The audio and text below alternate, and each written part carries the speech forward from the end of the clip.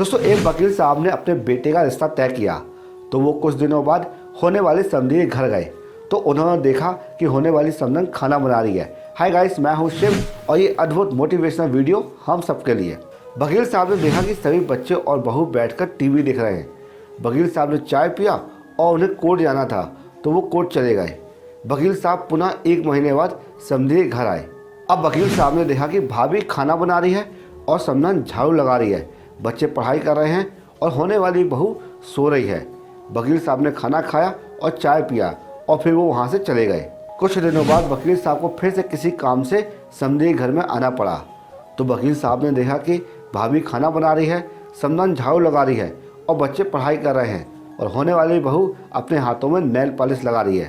अब वकील साहब घर पहुँचे और उन्होंने बहुत सोच विचार किया और सोच विचार करने के बाद उन्होंने लड़की वालों के यहाँ खबर पहुँचा दी कि हमें ये रिश्ता मंजूर नहीं है। कारण पूछने पर उन्होंने कहा कि मैं होने वाले समधी के यहाँ 3 बार गया। वकील साहब ने कहा कि तीनों बार समधन और भाभी जी घर का काम काज करते हुए दिखाई दी, लेकिन एक बार भी बहू मुझे घर का काम काज करते हुए नहीं दिखाई दी।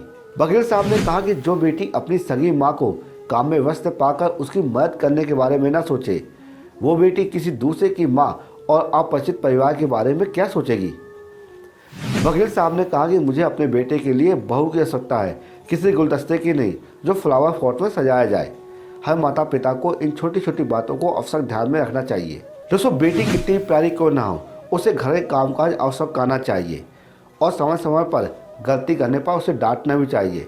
जब वो ससुराल जाएगी और गलती करेगी तो उसके पति द्वारा उसे जब डांट घले तो उसे सहने की शक्ति भी होनी चाहिए, इससे वो कोई गलत कदम ना उठाए। दोस्तों, हमारे घर में बेटी पैदा होती है तो हमारी जिम्मेदारी बेटी से बहू बनाने की है। अगर हमने अपनी जिम्मेदारी ठीक तरह से नहीं निभाई तो बेटी से बहू के संस्कार नहीं डाले तो उसकी सज़ा बेटी को तो मिलती है, साथ में माँ बाप को भी मिलती है। जिंदगी भर गालियाँ। हर किसी को सुंदर और सुशील बहू चाहिए। दोस्तों, जब हम बेटियों में अच्छे संस्कार डालेंगे तब कहीं जाके हमें संस्कारी बहू मिलेगी।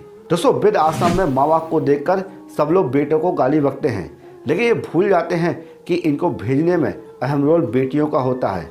वरना शादी से पहले बेटे अपने माँ बाप को वृद्धाश्रम क्यों नहीं भेज देते। दोस्तों, बात कड़वी है लेकिन सही है।